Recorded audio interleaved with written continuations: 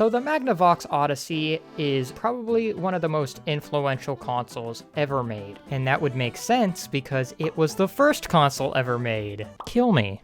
But something about the Magnavox was just chef's kiss. Let's give the trailer a watch. Magnavox presents Odyssey. Odyssey easily attaches to any brand TV, black and white or color, to create a closed-circuit electronic playground.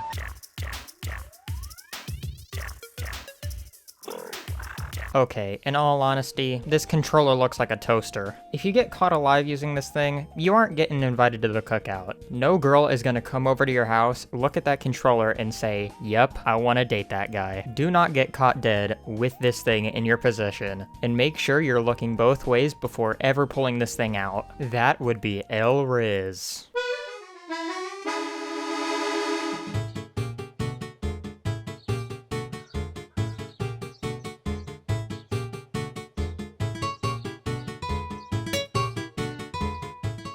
Listen, there is not one other controller, besides one, that has the same level of Rizz as the Nintendo Switch Joy-Cons. The Nintendo Switch is one of the most casual systems out there on the market. And you know, bitches, they love Nintendo. So if you crack out a couple of Joy-Cons, and you pass one over to your girl, and you say, "Alright girl, now we're gonna play some Animal Crossing," she's gonna love you forever. And that is Rizz. And with that, I give this controller my completionist rating of throw that shit in a trash can. The Nintendo Switch Pro controller is another thing entirely. Yes, it is objectively the better option. However, buying a Pro controller for $70 just proves how much of a tryhard you are. Hey, why did the Nintendo Switch Pro controller go to therapy? Because it had a hard time switching between being a Pro and just Joy-Con around. Rizz. The Wii U is a very spiffy device. As you can see here, I'm pointing right at it. And, yeah, you know, it's pretty cool. You know, pretty great. Most people think it's very big, and it's, very tasty. Yeah, you should give the Wii U gamepad a try. It's pretty cool. Yeah, you can play it off the TV. You can play it while you're taking a shit. You can let me put this in my pocket here. You can walk with it. Oh, don't go too far away from the console. Don't go too far away from the console.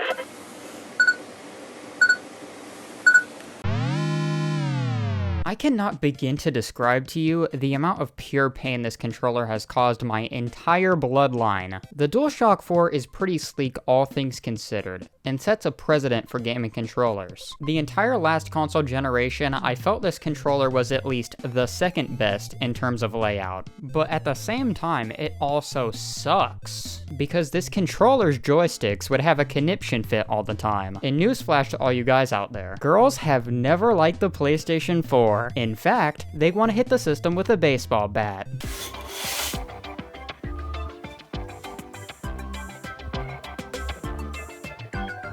Rizz. The Xbox Elite Wireless Controller Series 2. This controller gives me a brain hemorrhage to even read the name of. I think this controller is 1, far too big, and 2, way too damn expensive. I get wanting to customize your stuff, but I feel like to use this controller, your hands gotta be built like both a spider and a Sasquatch, which to your credit, may help with the girls. But if you tell her the amount that you paid for this controller, she will immediately ghost you. That is D-tier Rizz.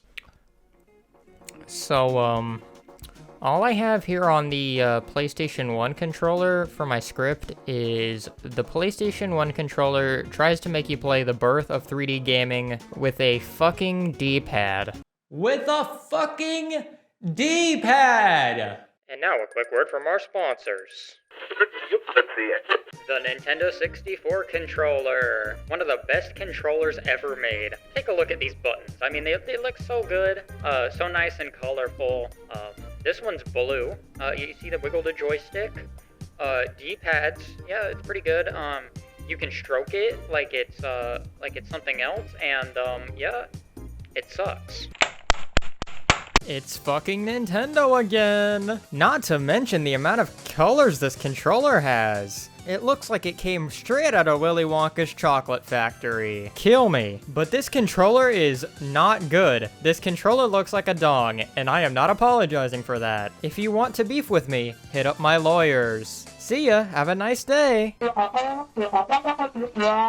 Fine. I'll give it a W Rizz, okay? Just leave me alone. W Rizz. Alright, hear me out. You already got the girl down to do some freaky stuff. You pull out this joystick right here. She could put it to some good use. No rumble, which is a bit of a knock against it. However, I feel the shape and size of this thing should be so familiar to them that this is second nature. That is S tier fucking Rizz. Finally, Atari fans are out here winning! Alright, so this one depends on if you're using the one with the multicolored buttons or the one with the purple buttons. I think the Super Famicom style is going to get you bullied, even though it's objectively the one that looks cooler. However, the purple buttons will have more girls look at you and take you a bit more seriously. I think the Super Nintendo has some pretty damn good multiplayer games as well, so this shit might just have to get some W tier Rizz. The Coleco Telstar arcade controller is a prime example of a controller that missed the mark completely. It is an absolute disaster in terms of design and functionality. The layout of the buttons and joystick is so unintuitive that even seasoned gamers will struggle to have to figure out how to use this fucking thing. Not only does this thing have a poorly designed layout, but the build quality is also abysmal. The buttons feel cheap and unresponsive, and the joystick is prone to sticking or getting stuck in one direction. It's frustrating to use and greatly hampers the gaming experience. Furthermore, the Coleco Telstar arcade controller lacks any kind of ergonomic design. It feels uncomfortable to hold for extended periods of time, and the button placement only adds to the discomfort. It's clear that no thought went into making this controller user-friendly or comfortable. Overall, this controller is a complete failure in every aspect. It's unreliable, uncomfortable, and a nightmare to use. Do not use this controller if you value your gaming experience. This is the dude we told Tyrone not to be worried about. The DualSense done lost that goofy-ass haircut that the DualShock had and made itself an all-star on the roster. This controller has so many features, it would probably make your girl's head spin. With adaptive triggers and the haptic feedback, this controller is the closest thing you or your girl will have to having a real gun in your hands. W Rizz. So, this one sucks. That one sucks. This one also sucks. This one also sucks. This one's alright. This one sucks. Throw this one in a trash can. Also throw this one in a trash can. But maybe not, because, you know, 100,000 subs is something that I would love. Maybe I should cut my hand off. Girls will not look at you the same after using this thing. And this we all know is W Rizz. So, what else have I been missing? Like, yeah, the PlayStation 1 and PlayStation 2 controller and PlayStation 3 controller, but those are basically the exact same as the PlayStation 4 controller. Yeah, I think I got everything. I think the video's a wrap, right? The video has to be a wrap. Okay, what controller did I possibly miss? Rob? Rob? You know what? I'll review Rob, okay, fine. You know, alright, hold my fucking beer. Rob is my best friend. He can actually play games with me. And he comes with the system. Let's take a look at how many games this thing can play. Pause on the literal 2 games this thing can play. Well, shit. Girls might think the little robot is cute. I mean, Rob is cool. You can't deny Rob is cool. See? It's like spinning the dreidels. If your girl loves Hanukkah, she will love Rob. Just, don't use Rob as a teammate.